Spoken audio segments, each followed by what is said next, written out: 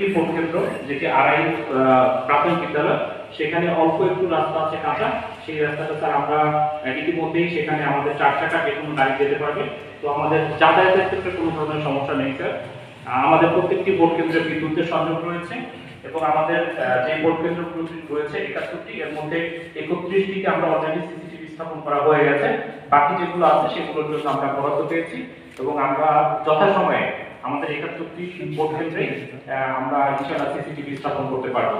তো স্যার আমাদের এখানে আজকে আমাদের 2 দিন ব্যাপী এখানে যারা ভোট গ্রহণকারী কর্মকর্তা তাদের প্রশিক্ষণ হবে। এখানে আজকে প্রথম দিনে আমাদের প্রিজাইডিং অফিসার যারা আমাদের 71টি কেন্দ্রের জন্য 75 জন প্রিজাইডিং অফিসার 5% ইনক্লুড করে আমরা রেখেছি, তারা এখানে উপস্থিত রয়েছেন এবং বাকি যারা রয়েছে তারা স্যার পাশেই নদীপুর বালিকা উচ্চ বিদ্যালয়ে তাদের প্রশিক্ষণ চলছে।